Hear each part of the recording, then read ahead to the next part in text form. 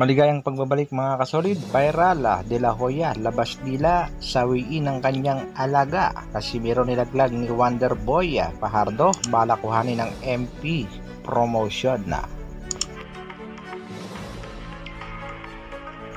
Para sa ating unang balita, bakbakan na bukas sa pagitan ng ating kababayang si Mercito Gesta kontra nga dito kay William Cepeda. Parehas silang nakakuha ng timbang na 134.2 pounds. Pasok nga mga kasolid. Another upset ang target ng ating kababayang si Gesta dito kay William Cepeda na may kartadang 28 wins, 24 knockouts, undefeated.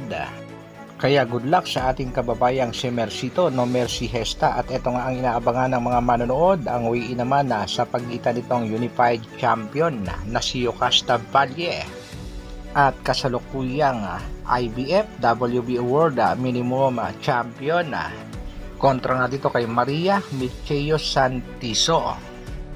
Agaw eksena nga ang wiin na to mga kasolid, lalong lalo na ang Golden Boy promotion na si Oscar De La Hoya. Labas dila nga itong si Oscar sa kanyang alagang si Yoka Valle. Abangan natin ang bakbakang ito mga kasolid.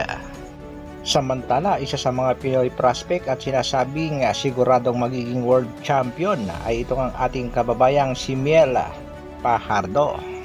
Sa katunayan nga mga kasolid ay nagparamdam ang MP promotion na si Mr. Sean Gibbons, tila gustong kuhanin ang ating pangbato si Fajardo.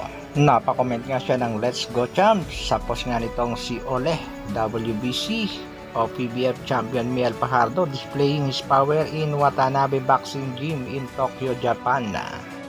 Siguradong jackpot itong si Sean Gibbons pag nakuha niya nga itong si Miel Fajardo at matutuwa sigurado itong si Manny Pacquiao. Parang nakuha nila ulit itong nag-iisang angas ng Pinas na si General Cuadro Alas Casimiro. Sa kabilang balita naman mga kasolid, pambato nating si Cuadro-Alas General Casimiro, inilaglag nga ng isa sa miyembro ng Manny Pacquiao promotion na alaga nga nitong si MP President Sean Gibbons. Walang iba kung hindi itong si Wonderboy Carl James Martin. Matatandaan natin nag-update itong IBF at natuwa nga mga fans ni Cuadro-Alas dahil napasama na siya sa ranking pang-6 nga ang ating pangbatong si Cuadro-Alas. Pero nilaglag nga siya nitong si Wonderboy Carl James Martin dahil number 4 ito sa ranking ng IBF Super Bantamweight Division. Pero wala namang problema yan kay Cuadro-Alas General Casimiro dahil alam naman natin malayong malayo pa itong si Wonderboy sa kalidad nitong nag-iisang angas ng Pinas na si Cuadro-Alas. Abangan natin ang laban ng ating pangbato dito kay Yokonori Oguni ng Japan na malapit na nga mga kasolid, October 12, at abangan din natin ang posibleng laban ng ating pangbato kontra Naoya The Monster Inoue. Hanggang dito na lang muna mga kasolid, isang like naman dyan. Maraming salamat sa patuloy na pagsuporta at panonood. Sa mga bagong mapapadaan sa aking munting channel, pasubscribe naman Dr. Alvin Vlogs. Bra!